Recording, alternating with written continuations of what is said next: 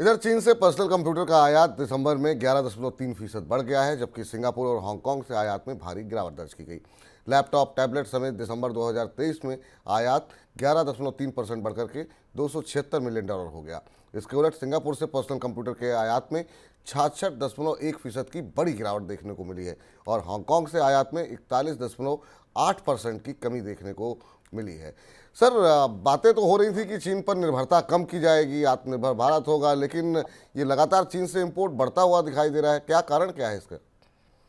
ये आंकड़ा भारत में पीएलआई लागू करने वाले विभागों को बहुत करीब से देखना चाहिए। पिछले 3-4 साल से भारत का सबसे ज्यादा फोकस इस बात पर था कि बजट से प्रोडक्शन इंसेंटिव दिए जाएं और हार्डवेयर और कंप्यूटर बनाने वाली कंपनियों को भारत में उत्पादन करने के लिए प्रेरित किया जाए, उन्हें सुविधाएं, सलाह और तमाम तरीके के प्रोत्साहन दिए जाएं, जिससे कि वो चीन पर भारत की निर्भरता कम हो सके और भारत से ही इन कंप्यूटर हार्डवेयर का उत्पादन शुरू हो सके। लेकिन वैसा होता बिल्कुल नहीं दिखाई दिया। आपको यहाँ ये भी याद करना होगा कि इसी दबाव के कारण भारत ने पिछले साल कंप्यूटर हार्डवेयर के आयात को लेकर एक सख्त फैसला भी लिया था, जिसका खासा विरोध हुआ था और उसके बाद सरकार को अपने पैर पीछे खींचने पड़े थे और उसे वापस लेना पड़ा था। चीन पर किसी इलेक्ट्रॉनिक्स और हार्डवेयर आयात पर निर्भरता कम होने का नाम नहीं ले रही है और वो लगातार बढ़ रही है।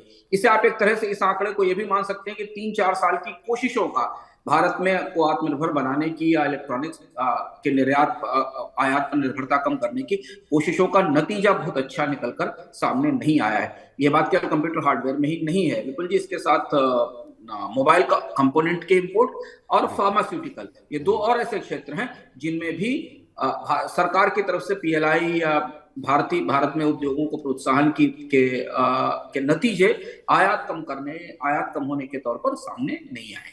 जी। इधर पेटीएम पेमेंट्स बैंक पर रिजर्व बैंक के कार्रवाई करने से बहुत पहले ही बैंक के खिलाफ उपभोक्ताओं की शिकायतें बढ़ने लगी थी। पिछले वित्त वर्ष में पेटीएम पेमेंट बैंक के खिलाफ ग्राहकों की शिकायतों में तेज उछाल आया था। वित्त वर्ष 2022-23 में पेटीएम पेमेंट बैंक को विभिन्न श्रेणियों में 66,751 शिकायतें प्राप्त हुई। शिकायतों की यह संख्या सालाना आधार पर 2.5 गुना है। सर, क्या यही वजह रही कि जो शिकायतें कंप्लेन आ रही थी इसकी वजह से पेटीएम पर कार्रवाई हुई, या और भी कोई वजह मानते हैं आप?